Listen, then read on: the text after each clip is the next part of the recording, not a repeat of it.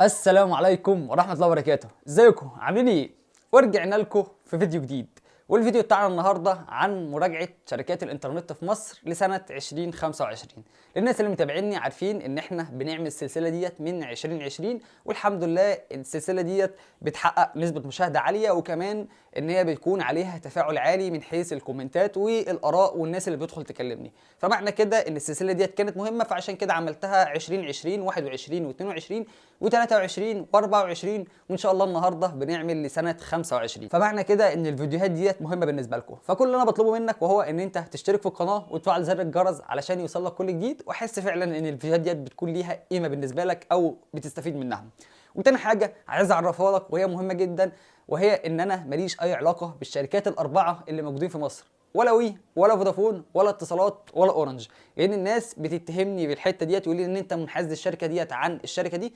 والله العظيم انا ماليش اي علاقه بين الشركات الاربعه، وزي ما انتم عارفين ان انا عمري ما عملت سبونسر لاي شركه اصلا على القناه، فمش معنى كده ان انا بروح اخد فلوس من شركه ما من الشركات الاربعه. فدي حاجه مهمه كنت عايز اعرفها لك. وتاني حاجه وهي معلش استحملني شويه في الاول، لاني هقول لك كده المقدمه، والمقدمه ديت هتكون طويله الى حد ما، مش هتزيد عن دقيقه او دقيقتين، ولكن المقدمه ديت هتكون مهمه علشان هتعرفك ايه اللي بيحصل في البنيه التحتيه في مصر، وليه ان انت ممكن تروح دلوقتي تشترك في اي شركه من الشركات الاربعه، ولكن على حسب احتياجك من الشركه دي. فخلينا من غير رغي كتير ندخل في الشرح بتاعنا. 2000 years later. بص يا صديقي، اول حاجه لازم تعرفها وهي ان انت المفروض ما يكونش عندك اي مشكله في الانترنت عندك دلوقتي مع الشركات الاربعه.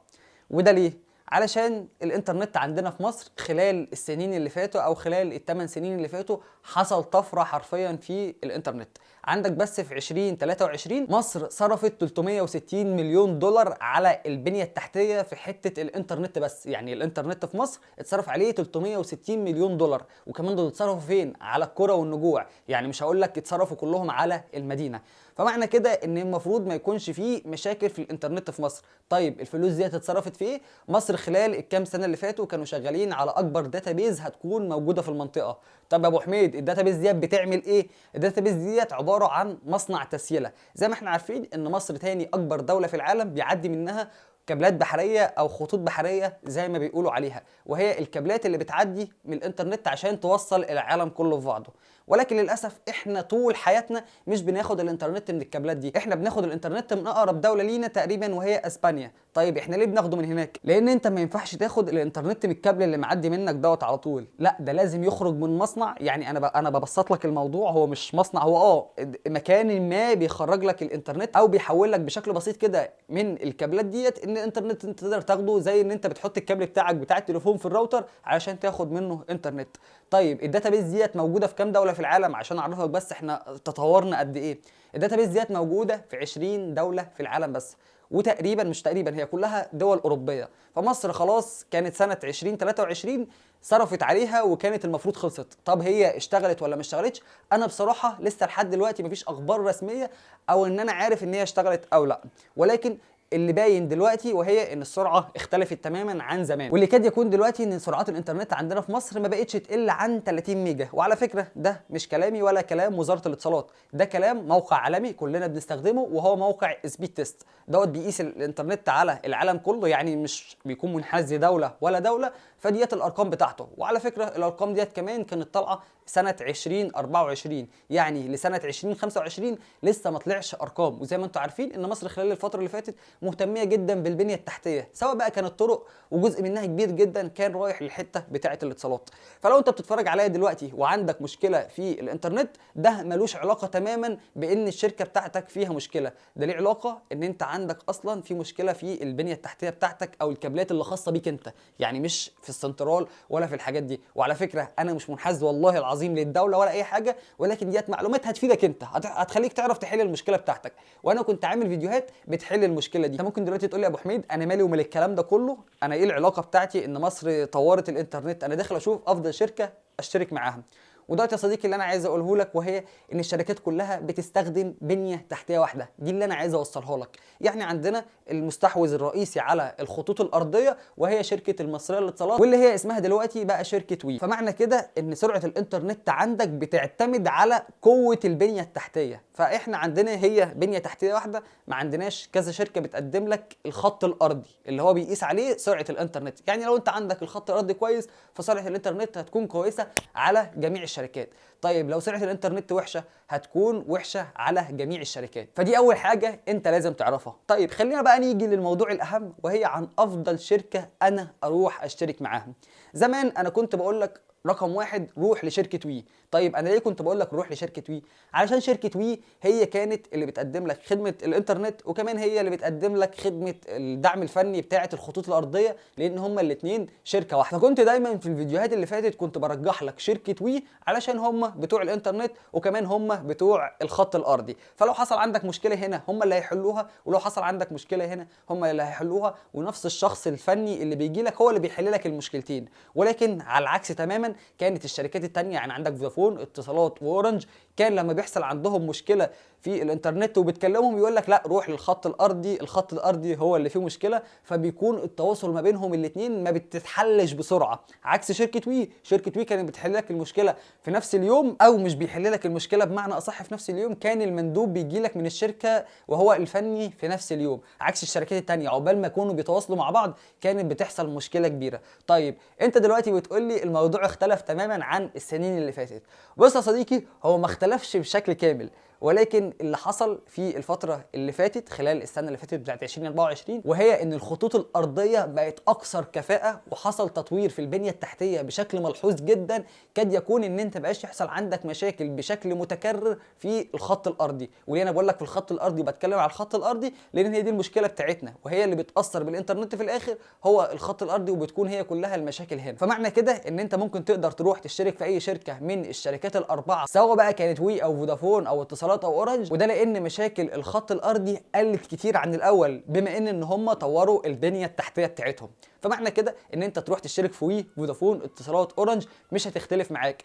طيب رايي الشخصي تروح لانهي شركه من الشركات الاربعه اللي موجودين؟ وهي شركه وي. طيب انا ليه بقول لك روح لشركه وي؟ لان شركه وي زي ما قلت لك في الاول هي الخط الارضي وهي الانترنت. طيب انت ممكن دلوقتي تقول لي يا ابو حميد الباقه عندهم بتخلص بسرعه وبيسرقوني. لا، هي الباقه عندهم مش بتخلص بسرعه ولا بيسرقوك، هي بتخلص بسرعه وده لان البنيه التحتيه بقت كويسه جدا، فسرعات الانترنت بتاعتك بقيت انت توصل لها. فبالتالي الفيديو بتاعك بدل ما كنت بتتفرج عليه مثلا ب 720 بقيت تتفرج عليه 1080، وده اوتوماتيك. فانت بقيت تاخد افضل خدمه، وكمان الباقه بتاعتك مش مكفيه، فعشان كده الباقه بتاعتك بقت بتخلص بسرعه. معنى ان الباقه بتاعتك بقت بتخلص بسرعه فمعنى كده ان انت بتاخد افضل كواليتي او افضل جوده من الانترنت اللي موجود عندك، او شركه السيرفر بروفايدر اللي بتقدم لك الخدمه بتديك اقصى استفاده من الباقه بتاعتك. فمعنى كده ان شركه وي مش حراميه، لا، شركه وي بقت توصل لك الباقه بتاعتك، وده في حته سرعه الانترنت. انا مش بكلمك على اسعار باقات، انا مش مرضي باسعار الباقات، غليت علينا كلنا، يعني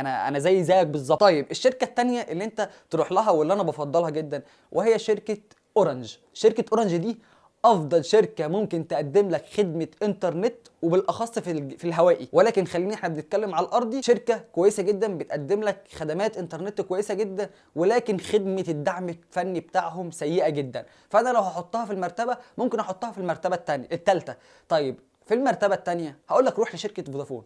شركة فودافون من أفضل الشركات اللي بتقدم لك خدمة إنترنت ثابتة، باقات كويسة، وكمان هم بدأوا مؤخرا إن هم يعملوا لك عروض في الأسعار بتاعتهم، وبالتالي أنت هتاخد سرعة إنترنت كويسة، وكمان هتاخد باقة قيمة مقابل سعر. هي نعم مش قيمة مقابل سعر، ولكن هي تقريبا فودافون بتديك عروض أكتر من شركة وي. شركة وي مؤخرا ما بقتش تديك أي عروض على الباقات بتاعتها. فلو أنا برجح لك شركة تانية بعد شركة وي هقول لك روح لشركة فودافون.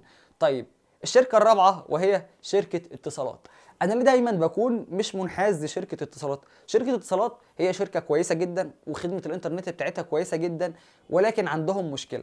المشكلة بتاعتهم وهي في حتة إن أنت لو حصل معاك مشكلة مع الإنترنت ومشكلة مع الخط الأرضي، للأسف يعني أنا بقالي سنة ما جربتش الحوار ده، ولكن كانت حصلت معايا في سنين كتير، وحصلت مع ناس أعرفهم كتير جدا، وهي ان انت لما بيحصل عندك مشكله في الخط الارضي التواصل ما بيكونش كويس جدا. وكمان في حاجه بتحصل، وهي ان انت لو قلت لهم خلاص انا مش عايز اشترك في الانترنت او ان انا عايز افصل الخدمه، كان اللي بيحصل ان هم كانوا بيسيبوه مفتوح. يعني مثلا في اي شركه من الشركات الاربعه، انت لو ما دفعتش الانترنت النت عندك بيفصل خلاص، اما انت ما دفعتش. لا، شركه اتصالات ما تعرفش دي ميزه ولا عيب، بتفضل مخليه لك الانترنت شغال. طيب انا يا سيدي الانترنت عندي مش شغال والمشكله في الخط الارضي، يقول لك انا ماليش دعوه، المشكله مش من عندي، المشكله في الخط الارضي.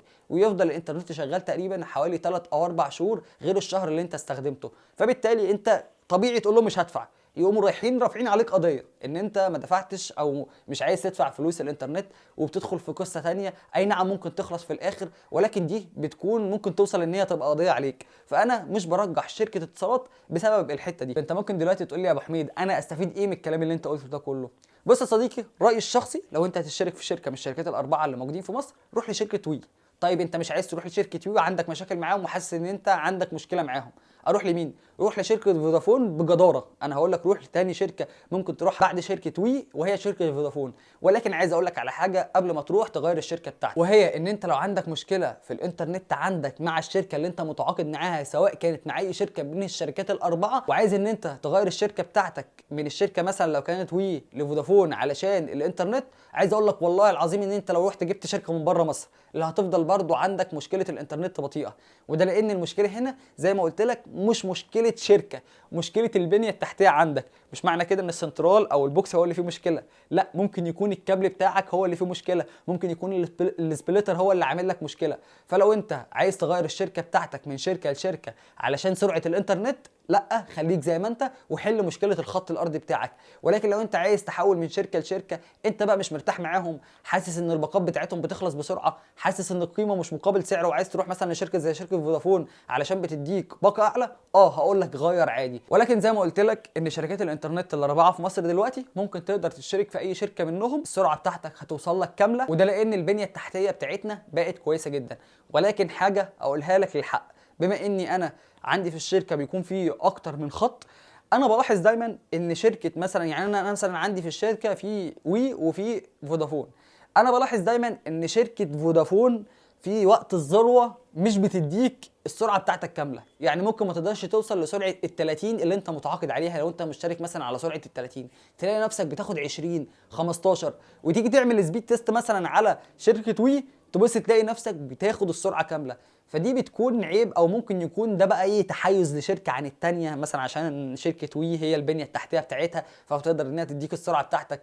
ممكن يكون فودافون بتشغل دماغها وتعمل اب تو مثلا 5، ان هم بيكونوا 5 على نفس الخط، وده تقريبا اللي كل الشركات ماشيه بيه يعني. فانا مش عارف هل الحته ديت ممكن تفرق معاك ولا لا، ده هيرجع لك انت. انا بصراحه الموضوع ده بيفرق معايا جدا. وبكده يبقى احنا خلصنا الحته بتاعه الانترنت الارضي. والله انا كنت عايز اتكلم النهارده عن الانترنت الهوائي، ولكن حاسس ان الفيديو هيكون طويل جدا. انا ما كنتش متوقع ان هو هيوصل ل 13 دقيقة تقريبا ولا 14 دقيقة ده دلوقتي قدامي. انا عارف ان انا لما بعمل له مونتاج بينزل اقل من كده، ولكن انا مش عايز اطول عليك خالص. في فيديو تاني ان شاء الله، او ممكن يكون هينزل لك بعد دوت او اكمله دلوقتي، وهو عن الانترنت الهوائي. بس كده، وبكده يبقى احنا خلصنا الفيديو بتاعنا النهارده. يا رب تكون استفدت من الفيديو، ولو وصلت لحد الدقيقه ديت في الفيديو بتاعنا يا ريت تنزل تكتب لي ان انت وصلت لحد النهايه. وبكده يبقى خلصنا الفيديو بتاعنا النهارده. يا رب تكون استفدت من الفيديو، ما تنساش تشترك في القناه وتفعل زر الجرس، والسلام عليكم.